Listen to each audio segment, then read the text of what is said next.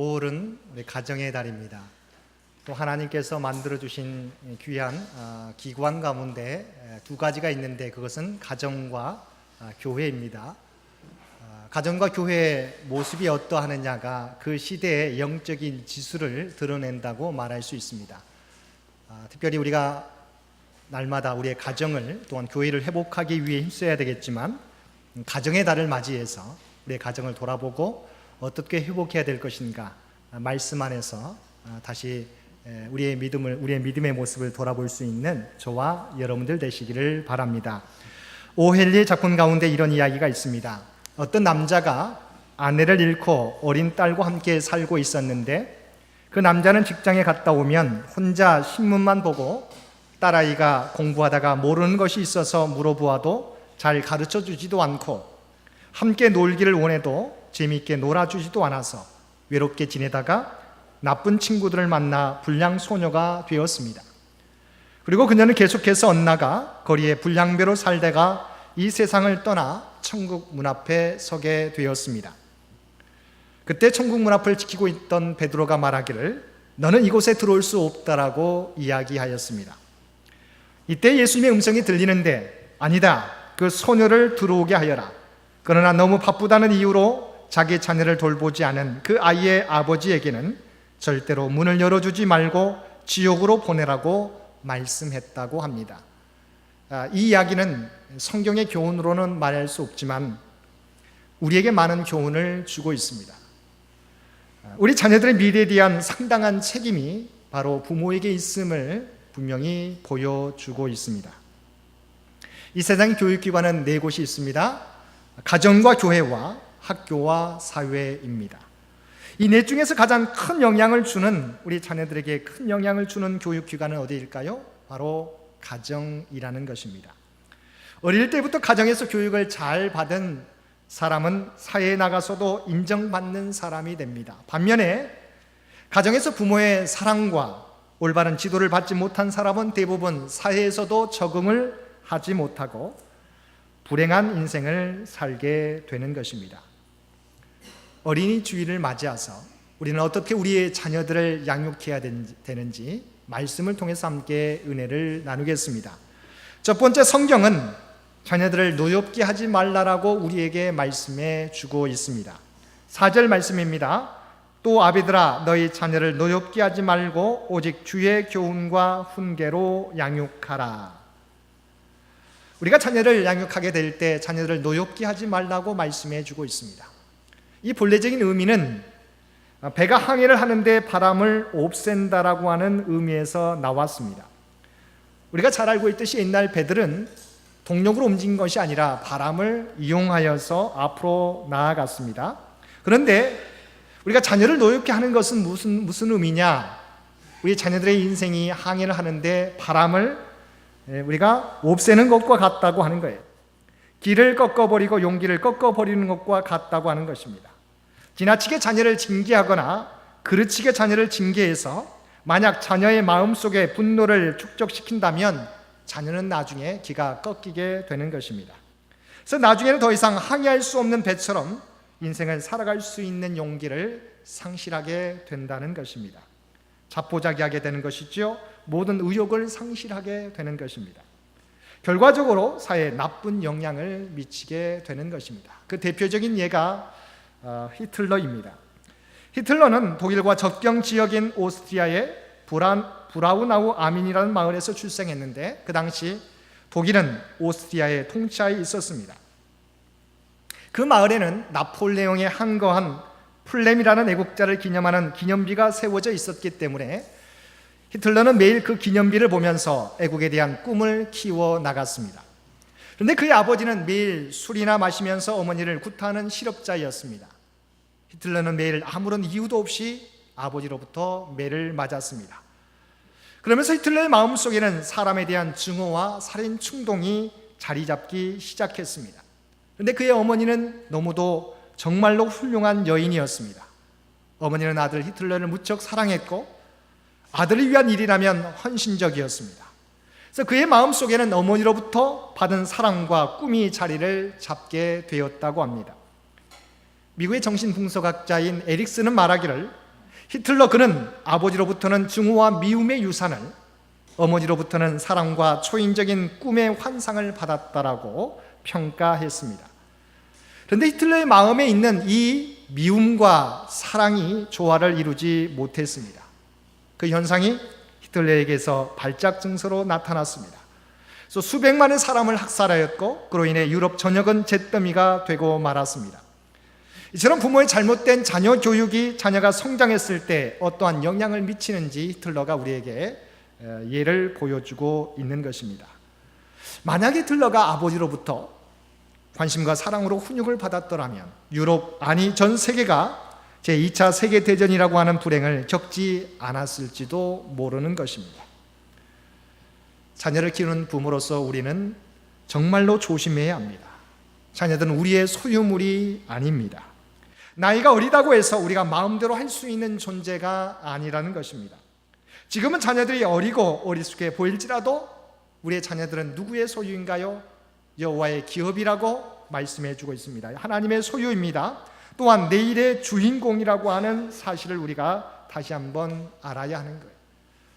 부모들의 말 한마디, 행동 하나하나가 자녀들의 장래에 영향을 준다는 사실을 우리는 다시 한번 깨달아야 되는 것입니다.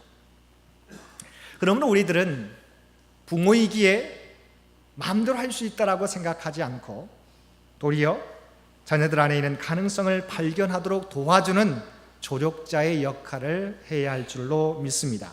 그리고 이 세상 가운데 균형 있는 삶을 살아가도록 사랑의 지도로 이끌어야 할 줄로 믿습니다. 둘째는 성경은 우리에게 자녀를 주의 교훈과 훈계로 양육해야 한다고 말씀하고 있습니다. 오늘날 대부분의 부모님들은 자녀들의 학업 능력을 향상시키기 위해서 학원에 보내거나 과외를 시키는 데는 분주합니다. 그런데 우리의 자녀들을 신앙교육 안에서 또한 인격 성장과 같은 전인교육을 위해서는 그만큼의 노력을 기울이지 않는다는 것입니다. 그러나 성경은 우리에게 뭐라고 말씀합니까? 우리의 자녀들을 주의 교훈과 훈계로 양육하라고 말씀하고 있습니다. 주님께서는 하나님과 동등된 분이시지만 모든 것을 포기하시고 겸손하게 자기를 비워 종의 형체를 입고 이 세상에 오셨습니다. 그리고 십자가에 죽기까지 순종하심으로 우리를 죄와 사망에서 구원하시고 우리에게 영원한 삶을 살게 해 주셨습니다. 주님께서는 이 모든 것을 자신의 삶을 통해서 보여주셨습니다. 우리도 주님처럼 우리 자녀들에게 우리의 삶으로 그들을 가르쳐야 하는 것입니다. 창세기 5장 21절과 22절에 보게 되면 에녹은 65세에 무두셀라를 낳았고 무두셀라를 낳은 후 300년을 하나님과 동행하며 자녀들을 낳았다고 성경은 말씀하고 있습니다. 에녹이 아들을 낳기 전에 행적에 대해서는 성경은 아무런 언급이 없습니다. 그러나 65세의 아들 무두셀라를 낳은 이후에 300년 동안 하나님과 동행했다고 기록하고 있습니다. 그러니까 그는 에녹은 아들을 낳기 전의 삶은 우리가 물론 유추할 수 있지만 우리가 어떻게 살았는지 알 수 없습니다. 그러나 자녀를 낳고부터는 그의 품행을, 그의 삶을 우리가 조심하며 절제했다고 하는 것입니다. 인격적으로나 신앙적으로 하나님과 동행하는 삶을 살았다는 것입니다. 여기서 우리는 우리의 삶이 나 혼자 걸어갈 때와 자녀를 낳은 이후의 삶이 어떻게 달라지는지 우리에게 말씀해 주고 있습니다. 자녀가 있는 우리 모두는 거룩한 부담감을 가지고 살아야 한다는 것입니다. 하나님께서 우리에게 우리의 자녀들을 하나님의 기업인 여호와의 기업인 자녀들을 맡겨주셨기 때문입니다. 인격적으로 그리고 신앙적으로 본인되는 삶을 우리 부모들이 살아야 한다는 것입니다. 스스로 영적인 수준과 도덕적인 수준을 높여가야 한다는 것입니다. 도스토옙스키는 말하기를 가정에서 있었던 어린 시절의 귀한 기억은 장래에 큰 감화를 준다. 귀하고 성스러운 기억은 최대의 교육이 된다. 그런 기억이 많은 사람들은 최후의 인생길을 준비하며 살아가게 된다. 그런 기억이 단 하나만 있어도 그 영혼은 평생 그것을 기억할 수 있으며 그 한 가지 기억으로 그를 많은 죄악 가운데서 건질 수 있다라고 말하였습니다.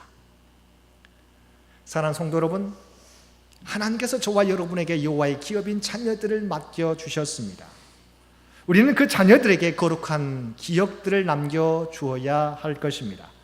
잠언 22장 6절 말씀에 보게 되면 우리가 함께 읽은 구약 본문 말씀에 보게 되면 마땅히 행할 길을 아이에게 가르치라 그리하면 늙어도 그것을 떠나지 아니하리라고 말씀하고 있습니다. 여호와의 기업인 우리의 자녀들, 우리에게 맡겨주신 자녀들을 어떻게 양육해야 됩니까? 마땅히 가르쳐야 될, 마땅히 행할 길을 아이에게 가르쳐야 된다라고.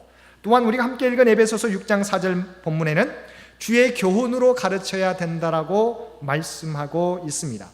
디모데후서 3장 16절 말씀은 모든 성경은 하나님의 감동으로 된 것으로 교훈과 책망과 바르게 함과 의로 교육하기에 유익하니라고 말씀해 주고 있습니다. 우리 자녀들을 가르치게 될 때 주의 교훈으로 양육해야 된다고 말씀하고 있습니다. 또한 성경은 주의 훈계로 양육해야 된다고 말씀하고 있습니다. 여기서 훈계란 타일러 경계함이라고 하는 의미입니다. 내가 자녀들을 사랑한다고 해서 그냥 내버려 두어서 마음대로 내버려 두어서는 안 된다고 하는 것입니다. 사랑이 방임으로 나아가서는 안 된다는 것입니다. 하나님의 말씀을 깨닫게 할 때는 때로는 타일러 가르쳐야 한다는 것입니다. 히브리서 12장 6절에서도 주께서 그 사랑하시는 자를 징계하시고 그가 받아들이시는 아들마다 채찍질하심이라고 말씀하고 있습니다. 징계가 없는 자녀는 사생자라고 말씀하고 있습니다. 우리가 자녀를 사랑한다고 그냥 자녀가 원하는 대로 내버려 두게 되면 그는 진정한 부모의 역할이 아니라고 말씀해 주고요. 정말 자녀를 사랑한다면 그 자녀를 징계한다고 하나님께서도 우리에게 말씀해 주고 있습니다. 우리가 잘 아는 존 웨슬리의 어머니 수산나는 자녀들의 고집을 즉시 꺾어버려라. 이것은 빨리 꺾을수록 더 좋다. 자녀들을 멋대로 내버려 두는 부모는 사실상 잔인한 사람이다. 이런 부모는 버려야 할 악습을 자녀에게 기르게 하는 것이다. 자녀들을 제멋대로 하게 하는 부모는 마귀의 일을 하는 사람이며 신앙을 무의미하게 하여 구원을 불가능하게 하고 자녀들의 영혼과 육신을 멸망케 하는 사람이다라고 좀 강력하게 우리에게 권면해 주고 있습니다. 성경에서도 자녀들을 제대로 가르치지 못한 예가 등장합니다. 제사장 엘리는 자녀들이 하나님의 법을 어기고 살아가는데도 가만히 내버려 두었기 때문에 제사장의 자녀들이지만 온전히 그들을 바르게 지도하지 못하게 되었을 때 그들은 하나님의 저주를 받아서 가문은 물론 나라까지 망치게 되었다고 하는 것입니다. 그러므로 우리는 우리의 자녀들을 주님의 주의 교훈과 훈계로 양육해야 한다는 것입니다. 세 번째, 자녀의 올바른 양육의 모습은 기도로서 해야 된다고 말씀해 주고 있습니다.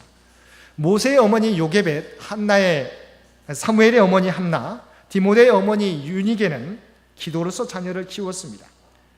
존 웨슬리의 어머니 수산나는 19명의 자녀를 낳아 키웠습니다.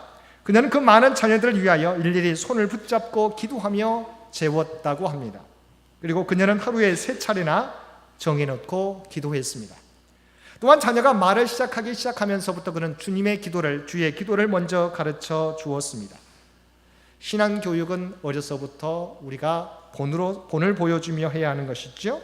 신앙생활에 있어서도 어렸을 때부터 식사 기도하는 법, 아침 저녁으로 기도하는 것, 주일이 되면 시간 전에 교회 가는 것 등을 우리가 가르쳐 주어야 하는 것입니다.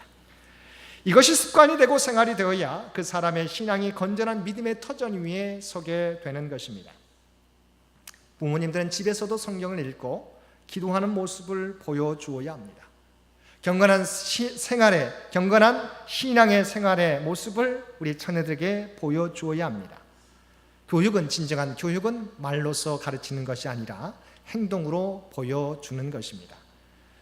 자녀들이 사실은 자기 부모가 신앙이 있는지 없는지 그들의 모습을 통해서, 부모님의 모습을 통해서 그들은 직접 보게 되기 때문입니다.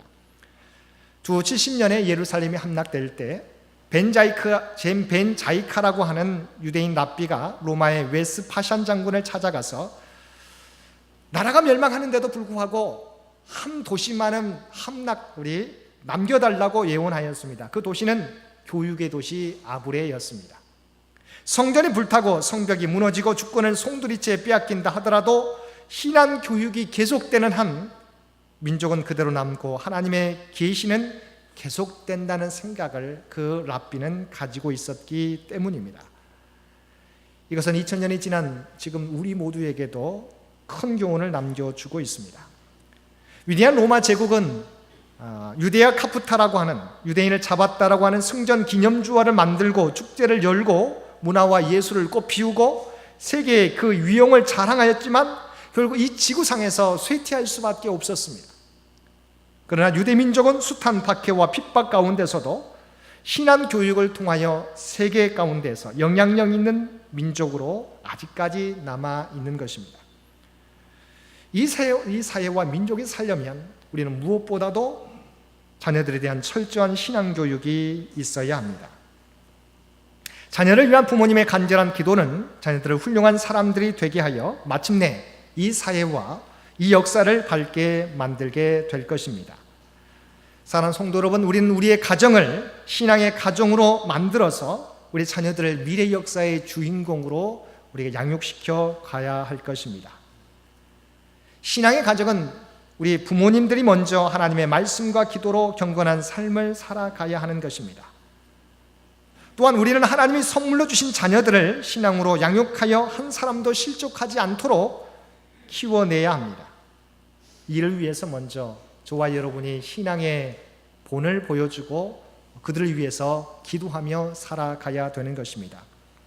한 그리스 신화를 소개해 드리겠습니다. 고대 그리스에는 다이달로스와 이카루스 부자의 슬픈 전설이 전해 내려옵니다. 아득한 옛날 그리스 최고의 기술자 다이달로스라는 사람이 살았는데 한 번 들어가면 빠져나올 수 없는 이 미궁을 설계했습니다. 그러나 미노스 왕의 진노를 입은 이 다이달로스는 어린 아들 이카루스와 함께 자기가 만든 미궁 꼭대기에 갇히게 되었습니다. 전설적인 손재주를 가진 다이달로스는 고심 끝에 밀랍과 새의 깃털들을 이어서 큰 날개를 만들었습니다. 그리고 아들에게는 최후에 맞는 날개를 만들어줬습니다. 그리고 그것을 가지고 날 수 있는 기본적인 비행 기술을 가르쳐 주었습니다. 마침내 완성된 날개를 달고 두 사람이 하늘을 날기 직전 아버지는 아들 이카루스에게 몇 가지 충고를 합니다.